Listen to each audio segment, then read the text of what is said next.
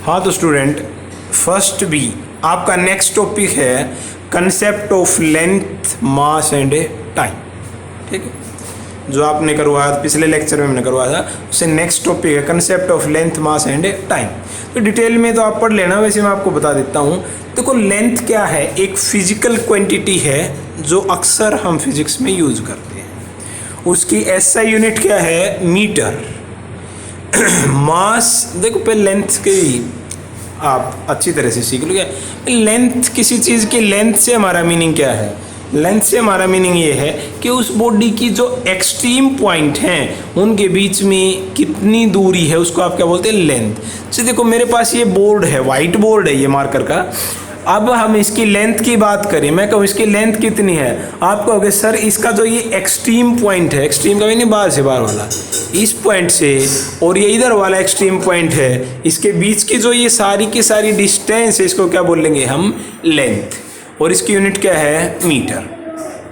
आगे जी मास। मास के साथ आप छोटी क्लासों से ही फेमिलियर हो। मास क्या होता है? Mass is the quantity of matter by which body is composed.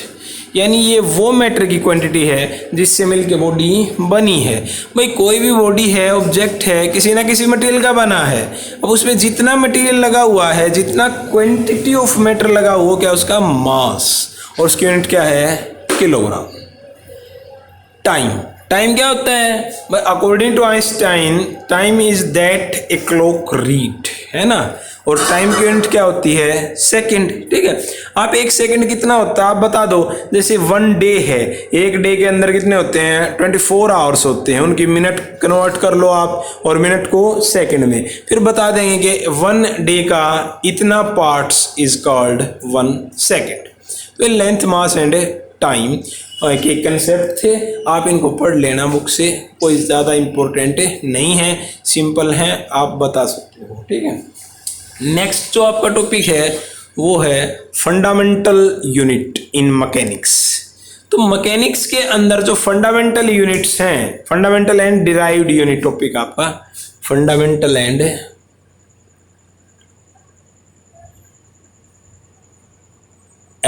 Derived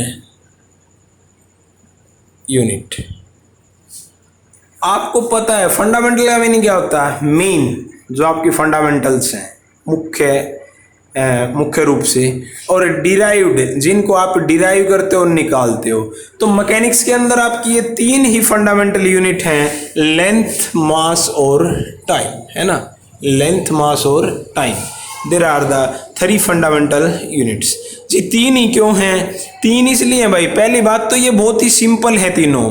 दूसरा, हमारी बेसिक नोटेशन को यूज करने के लिए काफ़ी है। तीसरा ये है कि इनका एक दूसरे से कोई लिंक नहीं है, कोई रिलेशन नहीं है जिससे हम एक से दूसरे को निकाल सकें।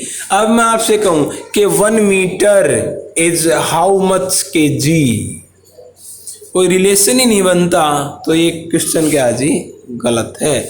तो मैकेनिक्स में आपने तीन फंडामेंटल यूनिट क्यों ली? क्योंकि ये तीनों आपकी सेपरेट हैं, इनका कोई रिलेशन नहीं है। बाकी जो यूनिट बच गई वो हम इनकी हेल्प से निकाल सकते हैं, और उनको आप क्या बोलोगे, डिराइव्ड यूनिट। अब देखो आप, जैसे एरिया की निकालनी है आपने, है ना, एरिया की यूनिट निकालनी है, तो एरिया का आप मेरे को फार्मूला बताओ। एरिया क्या होता है, length into breadth. By length की यूनिट क्या होती है, मीटर, और विड्थ की भी कितनी होती है, मीटर ही होती है। तो मीटर इंटू मीटर, क्या आ गया, मीटर का स्क्वायर। अब देखो भाई, मीटर किसकी यूनिट है, लेंथ की, तो लेंथ वाली मीटर से ही तो बनी एरिया की। तो एरिया कौन सी यूनिट बोला जाएगा, डिराइव्ड यूनिट। जो इनकी हेल्प से बनता है उसको क्या बोलेंगे, डिराइव्ड यूनिट। और आगे देखते हैं हम, जैसे भाई स्पीड की निकालनी है, स्पीड या वेलोसिटी की, इसकी निकालनी है, स्पीड या वेलोसिटी। क्या होता है भाई स्पीड, बताओ मेरे को। स्पीड होता है जी distance divide by time taken, divide by time. भाई डिस्टेंस की क्या होती है, मीटर। डिस्टेंस को किस मेजर करेंगे, मीटर में, और टाइम को सेकंड में। ये हो गया मीटर पर सेकंड। अब मीटर पर सेकंड स्पीड या वेलोसिटी की यूनिट है, क्या ये इन्हीं में से नहीं है क्या, तीनों में से? ये तो रहा आपका मीटर और ये रहा सेकंड। तो स्पीड की जो यूनिट है मीटर पर सेकंड, ये कौन सी यूनिट हुई? डिराइव्ड यूनिट, क्योंकि ये फंडामेंटल यूनिट की हेल्प से निकाली गई है, इसलिए हम इनको क्या बोलते हैं? Derived unit. तो मैकेनिक्स में आपकी फंडामेंटल यूनिट कितनी होने वाली है? 3, लेंथ, मास एंड टाइम। बाकी सभी की सभी क्या होंगे? Derived unit. क्या बोलेंगे बाकी को? Derived unit. कौन सी हेल्प? ऐसे ही फार्मूले या रिलेशन से हम उसको डिराइव कर सकते हैं सभी को जितने बच गई, इसलिए उनको बोलते हैं डिराइव्ड यूनिट। ठीक है, अब आपकी क्या क्या चॉइस होनी चाहिए? जो स्टैंडर्ड यूनिट है, फंडामेंटल यूनिट है, उनको लेते हुए, उनको कंसीडर करते हुए क्या क्या चॉइस होनी चाहिए? तो चॉइस आप सभी को पता है जी क्या होनी चाहिए फंडामेंटल यूनिट के लिए। सबसे पहली बात तो इजीली एक्सेसिबल हो। एक्सेसिबल का मीनिंग सबकी पहुंच में हो। अब ये 3 यूनिट है आपकी फंडामेंटल, जनरली हम इनका यूज करते हैं, तो सभी की पहुंच में है, हर एक आदमी इनको ले सकता है। आप भी ले सकते हो, मैं भी ले सकता हूँ। मेरे को लेंथ मेजर करने के लिए 1 मीटर लेना है, क्या करूँगा मैं? बाजार जाऊँगा मार्केट, और 1 मीटर का स्केल ईजिली अवेलेबल है, 1 kg का मास भी और क्लॉक भी टाइम को रीड करने के लिए, सभी इसको खरीद सकते हैं, या जनरली सभी के घरों में हो भीगा, ईजिली एक्सेसिबल होना चाहिए। दूसरी बात क्या होनी चाहिए कि रिप्रोड्यूसिबल हो जी। एक बार गुम हो जाए, मान लिया हम 1 kg लेके आए थे और हमारा गुम हो गया, कोई पड़ोसी मांग के ले गया था, वापस नहीं दे के गया, गुम हो गया, कोई बात नहीं, दोबारा ले आएंगे मार्केट में जाके। ऐसे ही लेंथ का अपना स्केल टूट गया, मान लिया किसी बच्चे ने तोड़ दिया, कोई बात नहीं, दूसरा ले लेंगे। ठीक है, तो इजीली रिप्रोड्यूसिबल, दोबारा से आप उसको प्रोड्यूस कर सको। और क्या होना चाहिए चॉइस में? चॉइस में ये होना चाहिए जी कि टेम्परेचर, प्रेशर, फिजिकल जो कंडीशन है उनके साथ इनमें कोई भी चेंज ना आए, आता भी नहीं है। ऐसा तो नहीं है ना कि गर्मियों में 1 kg अलग होएगा और सर्दियों में अलग होएगा, या 1 मीटर अलग अलग होएगा, ऐसी कोई बात नहीं है। टेम्परेचर, प्रेशर, फिजिकल कंडीशन, इनके साथ इनकी वैल्यू चेंज नहीं होनी चाहिए। ये क्या है आपकी बेसिक जो नीड है फंडामेंटल यूनिट के लिए, वो है। ठीक है, नेक्स्ट है एक छोटा टॉपिक, हु डिसाइड यूनिट। एक जनरल कॉन्फ्रेंस बना रखी है वेट एंड मेजर की, वो यूनिट को डिसाइड करती है, तो उसकी एक्सेप्टेंस जरूरी है कि वो जो कहेगी वही उसकी यूनिट होएगी। ऐसे हम यूनिट चेंज नहीं कर सकते। ऑल ओवर द वर्ल्ड आपको लेंथ की यूनिट मीटर ही मिलेगी, मास की किलोग्राम मिलेगी, टाइम की क्या मिलेगी? सेकंड मिलेगी। कोई भी देश, कोई भी कंट्री अपनी मर्जी से यूनिट को चेंज नहीं कर सकता। उसको यूनिट चेंज करने के लिए जनरल कॉन्फ्रेंस ऑफ वेट और मेजर की जरूरत है, उसकी स्वीकृति की। उसके बगैर आप यूनिट को चेंज नहीं कर सकते, नई यूनिट अडॉप्ट नहीं कर सकते। ठीक है, तो वो डिसाइड यूनिट हो गया आपका। ठीक है, एक है आपके फिर अब सिस्टम ऑफ यूनिट, है ना, सिस्टम ऑफ यूनिट, जो अपने चैप्टर का नाम है। यूनिट के क्या क्या सिस्टम है, तो अब यूनिट के सिस्टम तो आपको पता है। सबसे पहला तो आपका है MKS system, system of unit, system of unit. सबसे पहला सिस्टम है MKS,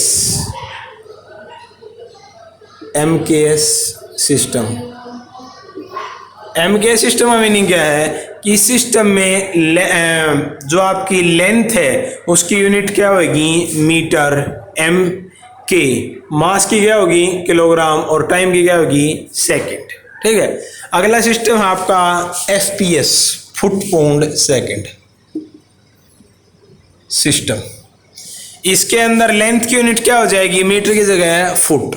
फुट बोलते हैं ना, जैसे बोलते हैं ये रूम है, इसकी लेंथ इतने फिट है। मास की क्या आएगी इसमें? पाउंड। 1 पाउंड में कितना होता है? लगभग 450 ग्राम, है ना, फुट, पाउंड और सेकंड। और तीसरा है CGS, CGS सिस्टम। इसके अंदर जो आपकी मास है CGS है, लेंथ है, लेंथ की यूनिट क्या हो जाएगी? सेंटीमीटर, C से सेंटीमीटर। मास की क्या हो जाएगी? ग्राम, और टाइम की क्या हो जाएगी? Second. This is CGS।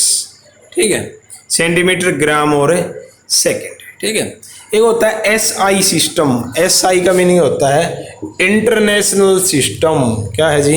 International system. SI system के अंदर 7 फंडामेंटल यूनिट्स हैं, जिनमें से 3 तो मैकेनिक्स वाली हैं, 4 बाकी हैं।